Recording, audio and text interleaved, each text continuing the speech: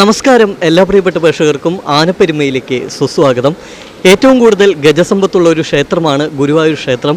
ഗുരുവായൂർ ക്ഷേത്രോത്സവത്തോടനുബന്ധിച്ച് നടക്കുന്ന രണ്ട് പ്രധാനപ്പെട്ട ചടങ്ങുകളാണ് ആനയില്ലാ ശീവേലിയും അതുപോലെ തന്നെ ആനയോട്ടവും. ഈ ക്ഷേത്രത്തിൽ സ്വന്തമായി 52 ആനയുണ്ടായിട്ടും മുമ്പ് ഇവിടെ ആനയില്ലാത്ത ആ കാലത്തെ അനുസ്മരിപ്പിച്ചുകൊണ്ടാണ് ആനയോട്ട ദിവസം രാവിലെ ആനയില്ലാ ശീവേലിയും ഉച്ചതിരിഞ്ഞ് ആനയോട്ടവും സംഘടിപ്പിക്കുന്നത്.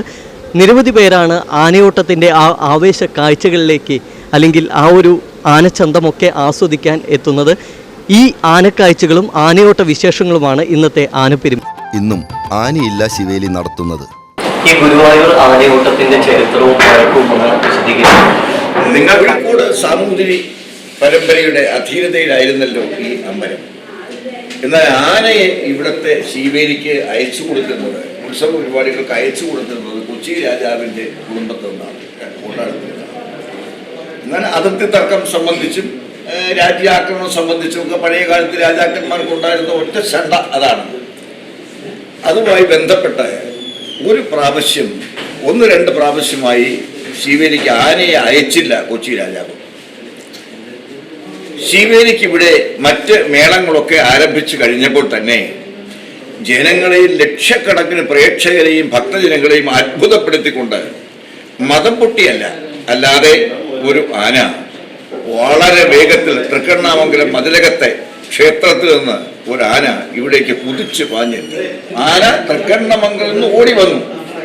ആ ഓടി വന്നതിൻ്റെ സ്മാരകമായിട്ടാണ് ആന ഓട്ടം എന്ന പേരിൽ ഇപ്പോഴത്തെ ആന നടത്തം എന്ന ആഘോഷം നടക്കും.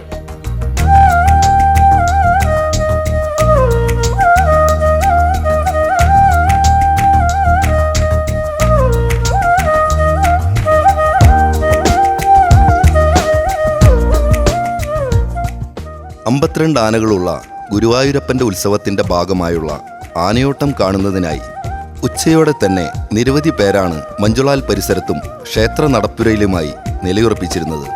ഗുരുവായൂരപ്പൻ്റെ ആനത്തറവാടായ പുന്നത്തൂർ കോട്ടയിൽ നിന്നും വരിയായി എത്തിയ 23 ഗജവീരന്മാർ മഞ്ജുളാൽ പരിസരത്തും സമീപ പ്രദേശങ്ങളിലുമായി എത്തിച്ചേർന്നതോടെ ഈ കരിവീര ചന്തം ആസ്വദിക്കുവാനും ആനക്കുളി കാണുവാനും ആബാലവൃദ്ധം ജനങ്ങളും ഒപ്പം കൂടി. ഗുരുവായൂർ ആനത്തറവാട്ടിൽ ഗജരത്നം പത്മനാഭനടക്കം 52 ആനകളാണ് ഉള്ളത്. ഇതിൽ 23 ആനകളാണ് ഇത്തവണത്തെ ആനയോട്ടത്തിൽ പങ്കെടുക്കുന്നത്.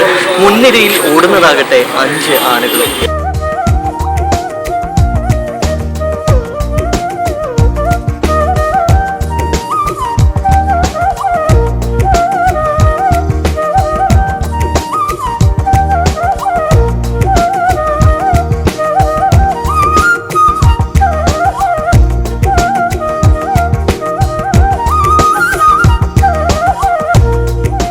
ഓരോ ആനകളും എത്തുമ്പോഴുള്ള ആരാധകരുടെ ആവേശം ഒന്ന് കാണേണ്ട കാഴ്ച തന്നെയാണ്. പിന്നെ ഒപ്പം നിന്ന് ഫോട്ടോ എടുത്തും കുശലാന്വേഷണങ്ങൾ നടത്തിയും ഓരോരുത്തരും ആ ആനക്കാഴ്ചകളിൽ സ്വയം അലിഞ്ഞു ചേരുകയായിരുന്നു.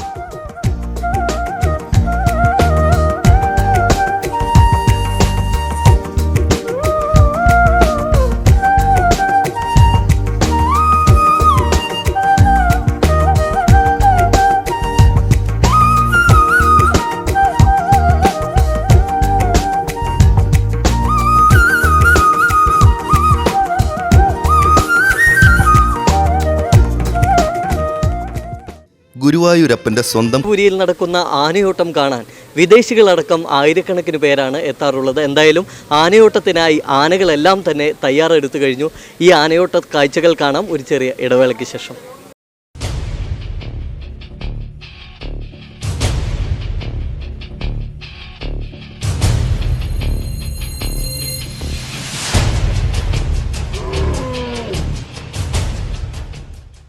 ഗുരുഭവനപുരിയിലെ ആനയോട്ടം ഭക്തർക്കും ആനപ്രേമികൾക്കും ആവേശമാണ്. ആനകൾ തമ്മിലുള്ള ഒരു സൗഹൃദ മത്സരം തന്നെയാണ് ഗുരുവായൂരിലെ ഈ ആനയോട്ടം. ആ കാഴ്ചകളിലേക്കാണ് നമ്മൾ പ്രേക്ഷകരെ കൂട്ടിക്കൊണ്ടുപോകുന്നത്.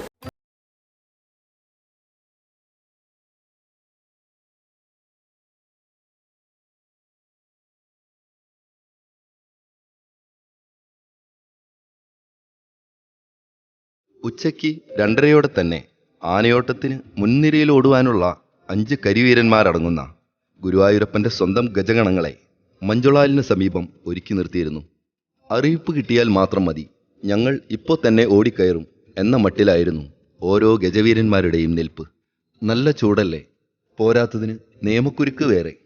ആനകളെ ബുദ്ധിമുട്ടിക്കേണ്ട എന്ന് കരുതിയും ഓടുമ്പോൾ കാലുകൾ ചുട്ടുപൊള്ളേണ്ട എന്ന് വിചാരിച്ചും ദേവസ്വം അധികൃതർ ആനകൾ ഓടുന്ന വീതികൾ വെള്ളമൊഴിച്ച് തണുപ്പിക്കുകയും ചെയ്തു. കൃത്യം 3 മണിക്ക് ക്ഷേത്രത്തിലെ നാഴികമണി 3 അടിച്ചതോടെ ആനയോട്ട ചടങ്ങുകൾക്ക് തുടക്കമായി. മണിനാദം മുഴങ്ങിയ ഉടൻ തന്നെ ആർപ്പുവിളികളും ആരവങ്ങളും മുഴങ്ങിയെന്നു മാത്രമല്ല, പാരമ്പര്യ അവകാശികളായ കണ്ടിയൂർ പട്ടത്ത് വാസുദേവൻ നമ്പീശനും മാതേമ്പാട്ട് ചന്ദ്രശേഖരൻ നമ്പ്യാരും പാപ്പാന്മാർക്ക് ആനകളെ അണിയിക്കുന്നതിനുള്ള കുടമണികൾ കൈമാറി. കുടമണികൾ കയ്യിൽ കിട്ടിയതോടെ ഇവ അണിയിക്കുന്നതിനായി പാപ്പാന്മാർ ആനകളെ ലക്ഷ്യമാക്കി മഞ്ജുളാലിലേക്ക്.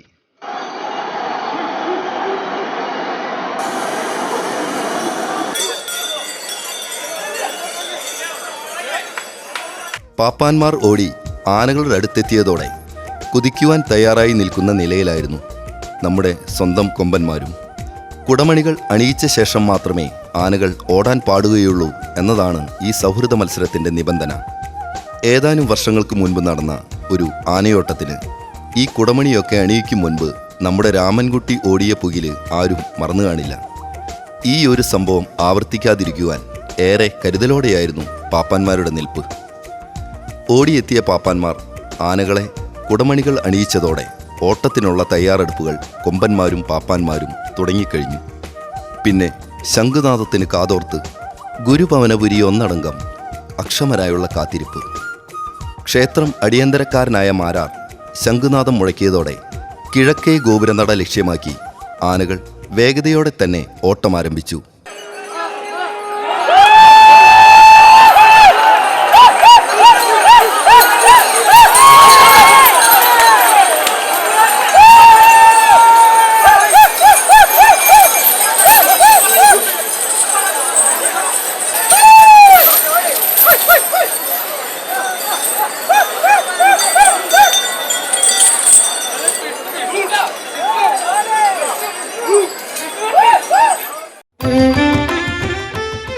ഈ സമയം ആർപ്പുവിളികളും ആരവങ്ങളുമെല്ലാം അലകടലായി മുഴങ്ങി. 1-ാം സ്ഥാനത്തെത്തി കണ്ണൻ്റെ ഉത്സവത്തിന് തിടമ്പേറ്റാനുള്ള ഭാഗ്യം കൈവരിക്കാനുള്ള കുതിപ്പിലായിരുന്നു ഓരോ കരിവീരന്മാരും.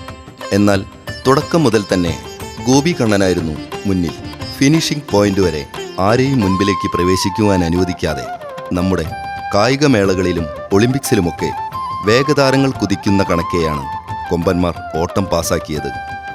ഈ മത്സര ഒന്ന് കാണേണ്ട കാഴ്ച തന്നെയാണ്. ഓരോ കൊമ്പന്മാരുടെ ഓട്ടത്തിനൊപ്പം കണ്ടു നിന്നവരുടെ ആവേശവും വാനോളം ഉയർന്നു എന്ന് മാത്രമല്ല, ഹർഷാരവങ്ങളോടെ ഈ ഓട്ടപ്പാച്ചിലിന് പ്രോത്സാഹനവും ഇവർ നൽകുന്നുണ്ടായിരുന്നു. റോഡിനിരുവശങ്ങളിലും കെട്ടിടങ്ങൾക്ക് മുകളിലുമായി ആയിരക്കണക്കിന് പേരാണ് തടിച്ചുകൂടിയത്. കാര്യം തൻ്റെ കൂട്ടുകാരൊക്കെയാണെങ്കിലും ഈ മത്സരത്തിന് അവരെയൊക്കെ വിജയിക്കുവാൻ അനുവദിക്കാത്ത മട്ടിലുള്ള ഗോപികണ്ണൻ്റെ ഓട്ടം അവസാനം വരെ കാഴ്ചക്കാരിൽ ആവേശം നിറച്ചു. കാരണം കണ്ണൻ്റെ തിടമ്പേറ്റാനുള്ള ഒരു നിയോഗം ഭാഗ്യം കൂടിയാണ്. അത് വിട്ടുകൊടുക്കുന്നത് ഒരു ഗജവീരനും സഹിക്കുകയുമില്ല. ഒടുവിൽ വിജയ കിരീടം ചൂടി ഈ 40കാരൻ ക്ഷേത്രഗോപുരം കടന്നു.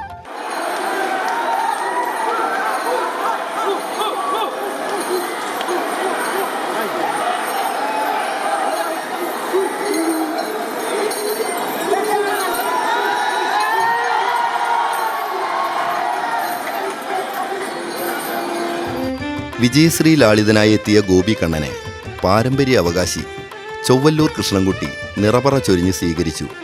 തുടർന്ന് 7 തവണ ക്ഷേത്രം വലം വെച്ച് കൊടിമരച്ചുവട്ടിലെത്തിയതോടെ കണ്ണ, നിന്റെ അനുഗ്രഹം കൊണ്ട് 2-ാം തവണയും ആനയോട്ടത്തിൽ ജേതാവാകാനായതിൻ്റെ സന്തോഷവും നന്ദിയും പ്രകടിപ്പിച്ച് ഭഗവാനെ വണങ്ങി. ഇനി ക്ഷേത്രോത്സവം കഴിയുന്നതുവരെ ഗോപികണ്ണൻ ക്ഷേത്രത്തിനകത്ത് VIP പരിഗണനയോടെ കഴിയും. 6-ാം തവണയാണ് ഈ ഗജവീരൻ ആനയോട്ടത്തിൽ വിജയഗാഥ രചിക്കുന്നത്. ഗുരുവായൂർ ആനയോട്ടം മത്സരത്തെക്കാളുപരി ഒരു സൗഹൃദം നമുക്ക് ഇതിൽ കാണാനാകും. ഗുരുവായൂർ ക്ഷേത്രോത്സവത്തിന് ഗുരുവായൂരപ്പൻ്റെ തിടമ്പേറ്റാനായി ഗജവീരന്മാർ തമ്മിൽ നടത്തുന്ന ഒരു മത്സരമായിട്ട് ഗുരുവായൂർ ആനയോട്ടത്തെ നമുക്ക് കാണാനാകൂ. എന്തായാലും ഇത്തവണത്തെ ആനയോട്ടത്തിൽ ഗോപി കണ്ണനാണ് ജേതാവായിട്ടുള്ളത്. ഇനി ക്ഷേത്രോത്സവം കഴിയുന്നതുവരെ ഗോപി കണ്ണൻ VIP ആണ്. ക്ഷേത്രത്തിലെ നിവേദ്യങ്ങളും അതുപോലെ തന്നെ ഭക്തർ നൽകുന്ന ഭക്ഷണ സാധനങ്ങളും ഒക്കെ കഴിച്ച് ക്ഷേത്രത്തിനകത്തായിരിക്കും ഇനി ഗോപി കണ്ണൻ കഴിയുക. ഇതോടെ ആനപ്പെരുമയുടെ ഒരു വിജയം സമാപിക്കുകയാണ്. എന്തായാലും ആനപ്പെരുമ കാണാൻ പ്രേക്ഷകർ മറക്കരുത്. അടുത്ത എപ്പിസോഡിൽ മറ്റൊരു ആനക്കാഴ്ചയായി നമുക്ക് കണ്ടുമുട്ടാം. നന്ദി, നമസ്കാരം, ഗുഡ് ബൈ.